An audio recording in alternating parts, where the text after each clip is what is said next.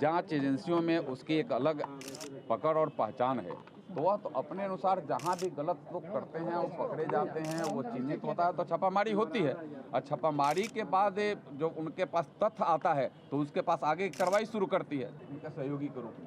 तो उस समय जंगल राज था, व्यापक जंगल राज था। तो उस समय हम लोगों ने जिस तरीका से अमन चैन और शांति लाया राज्य में, उपचुनाव तो हम जीतेंगे और 225 में भी हम 220 का टारगेट पार करेंगे। जांच एजेंसियों में उसकी एक अलग पकड़ और पहचान है।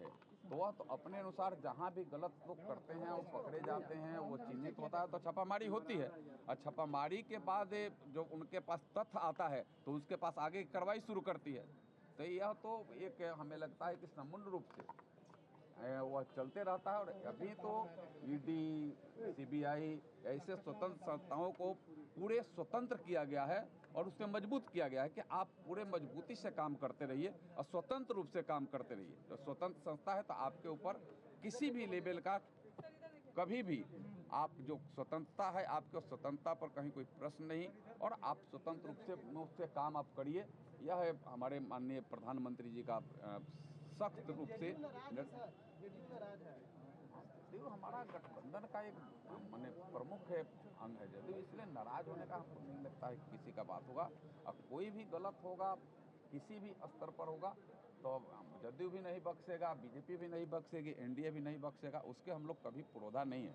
और हमारे मुख्यमंत्री जी तो सुशासन के नाम से ही उनकी एक पहचान है हम सबको। तो मुझे तो सौभाग्य है जब प्रथम बार यहाँ जब सरकार बनी थी तो प्रथम बार सरकार में मैं उस कैबिनेट का एक सदस्य था उनके सहयोगी के रूप में। तो उस समय जंगल राज था, व्यापक जंगल राज था। तो उस समय हम लोगों ने जिस तरीका से अमन चैन और शांति लाया राज्य में,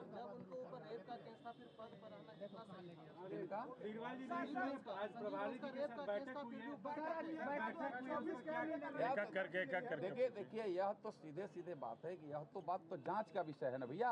और जांच का विषय है तो जांच में कहीं कोई आपको दिक्कत हुआ और क्या केस है नहीं है वो तो बाद की बात है। कोर्ट और न्याय उसको देखते रहेगा। लेकिन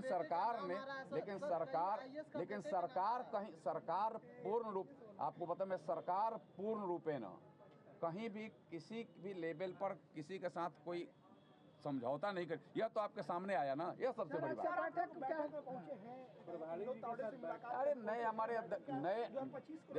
हमारे अध्यक्ष अभी चुने गए हैं, नई जिम्मेवारी है तो उनके साथ सीधे सीधे मैन टू मैन भी हो जाए, उनको नमस्कार प्रणाम और हम लोगों का पूरे हृदय से सहयोग कर करके और हम सब आगे भी संगठन को मजबूत करेंगे। संगठन का भी जो है नीचे मजबूती आए, यह एक बहुत मूल आधार है।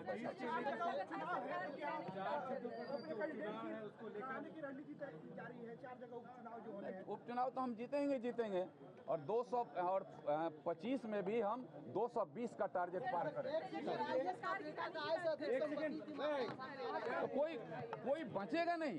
कोई आईएएस, देखिए कोई आईएएस का बेटा हो या आईपीएस का बेटा हो, कोई बचेगा नहीं। कोई बड़ा से बड़ा भी व्यक्ति अगर होगा तो नरेंद्र मोदी जी के शासन में अगर वह कानून का उल्लंघन करेगा तो कहीं वह बख्शा नहीं जाएगा। आय से अधिक संपत्ति की बात हो, ईडी का काम है, सीबीआई का काम है, और करेगा उनके ऊपर कार्रवाई होगी। तो कौन सवाल है ये ओबीसी आरक्षण को लेकर तेजस्वी यादव ने कहा है कि हम लोग सुप्रीम कोर्ट में पिटीशन फाइल करेंगे, आप लोग आरक्षण विरोधी है जी। अभी तो ये नीचे उनके पिताजी तो मुख्य और जब यहाँ माने यूपीए की सरकार थी तो उसमें थे दबंग एक व्यक्तित्व था उनका, लेकिन उस समय ओबीसी कमीशन को संवैधानिक दर्जा नहीं दिला सके। ओबीसी की बात कर देना और काम करना, काम करने का काम तो नरेंद्र मोदी कर रहे हैं, उसे संवैधानिक दर्जा देने का काम तो नरेंद्र मोदी ने किया है। यह कुछ करने वाले लोग नहीं है, अपने स्वार्थ सिद्धि करने वाले लोग। चलिए छोड़िए।